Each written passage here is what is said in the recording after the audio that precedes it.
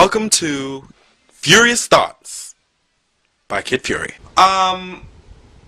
For some of you who are saying that all you do is win, win, win no matter what in the club with DJ Khaled and T-Pain and them, every time your hands go up, they don't need to stay there. They might not need to stay there at all because every time they do, all I smell is Funyuns and doo-doo sandwiches, and it's unacceptable. So all you need to do is go to the store and buy some Speed Stick or some Arid. That's all I'm asking, okay? Your hands go up, this putrid odor flies through the club immediately, okay? Get that together, okay? Roll on, Speed Stick, spray, something, okay? If anything, go to the Walgreens and get some cocoa butter from off the shelf. You don't even need to buy it. And just pat it underneath there. Do something, okay? Because the funk is wrong. I can't stand bitches who like to argue. But what I'm really trying to say is I hate when you get into an argument with someone, right? And the argument is going absolutely nowhere and you're over it and you piece it like, okay, I'm done arguing, whatever, and they're still going. They're still going at it, and they're still yelling, and they're still doing all this stuff and making a big scene. It's like, why are you still yelling at me? I told you it's cool, whatever, fuck it. Why are we still arguing about this? Why don't you shut the fuck up? Because if I take off my Nike right now and rearrange the cartilage in your nose, you'd be mad at me. I thought we were done. Shut up. Going through your boyfriend, girlfriend, husband, or wife's phone is lame. It's lame. Or through their Facebook and MySpace, bitches making undercover Twitter accounts and checking somebody's at replies. It's lame. Okay, I understand why people do that, but the point of it all, like, what you need to understand about that type of thing is if you suspect that there's something going on, what? There probably is. You don't reach to scratch something if it doesn't itch. You don't have to do too much snooping or hire a private investigator and go on Cheaters to find out if someone is doing you wrong. Because it's going to come out regardless. Eventually. Okay? If you feel like there really is some fucked up shit going on in your relationship, communicate. Communication is the most important thing that you can have in a relationship. Communicate and be honest with one another. Because going through text messages and BBMs and all that other stuff, it's lame. And when you go looking for dirt, you're gonna look like a fucking pig. People, please act your age, okay? There's nothing more pathetic to me anyway than someone who is in their mid-30s or 40s or beyond and still acting like they're just getting ready to go to prom. So I've come across so many people in my life who could be my parents and they still try to pop and lock and drop and get all the way turned up and talk about, oh, let's do it. No, we're not going to do it. Let's not do anything. You've already done it. Everything. You marched with the king and everything like that, okay? It's not time for you to do it anymore. Oh, let's do it. Back here. Let's do it. Okay, us. We're going to get all the way turned up, alright? Your batteries are damn near dead. You need to get Duracell or Energizer. And if you are in your 30s or older, please stop calling yourself a Barbie. Or a Ken, or a Trisha, or a Maxine, or whatever the fuck Nicki Minaj has people calling themselves these days. No shade, I love Nicki Minaj. People who know me know that I love Nicki Minaj, okay? But I'm 22 years old. My Mattel days are clean over.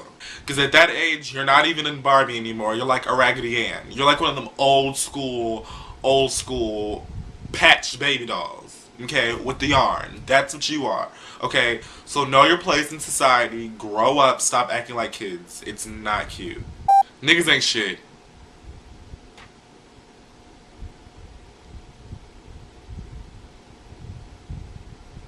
I hate when people say things to you and expect for you to follow it up with some kind of question or comment to their liking. It's like, why don't you just say whatever it is that you're trying to say? Or ask me whatever you're trying to ask me, otherwise get the hell out of my damn face. Here's an example.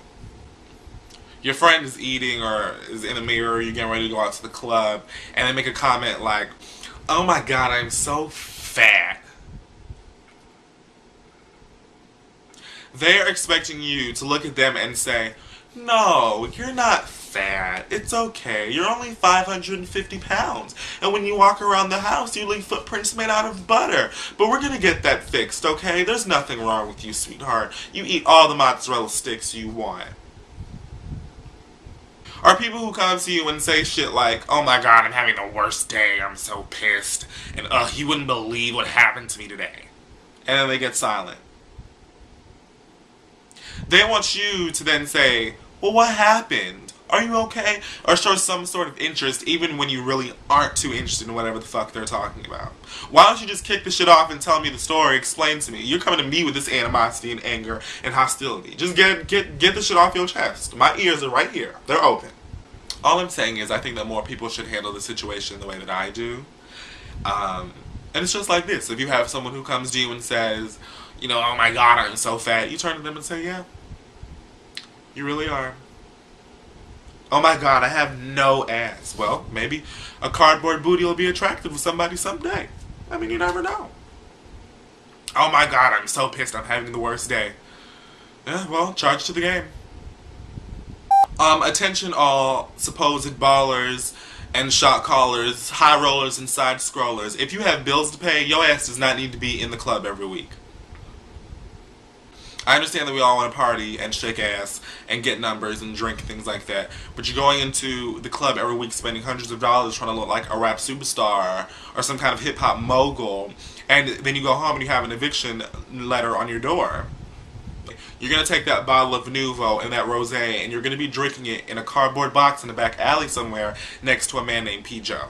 Prioritize. Prioritize. That's it.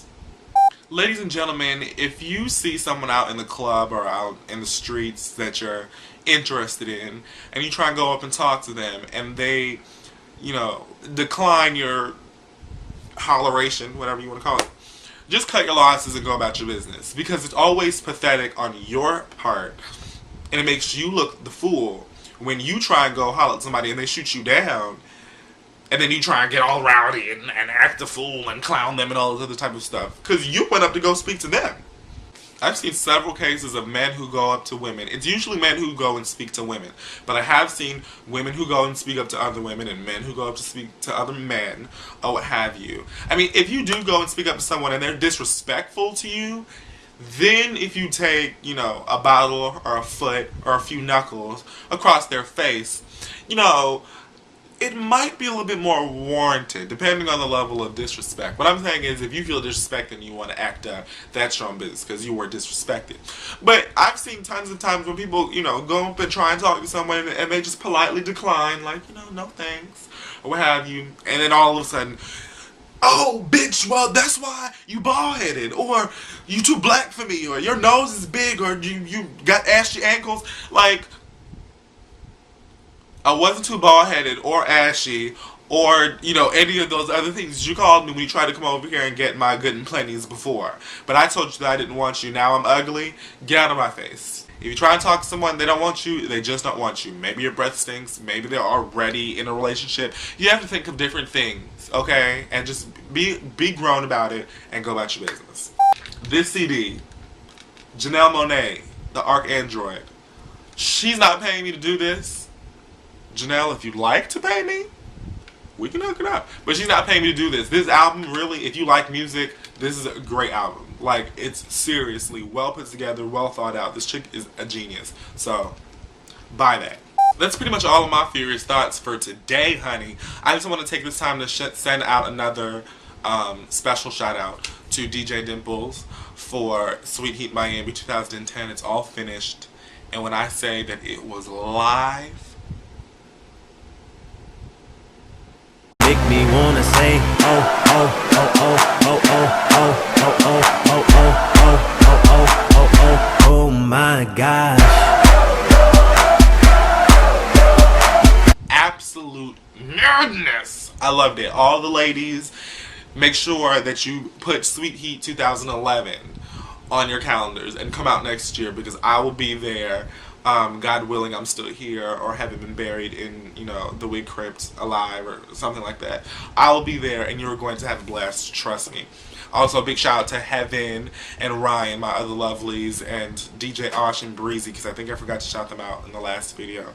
And if I forget to shout you out, when you see me in the streets, just step on my big toe.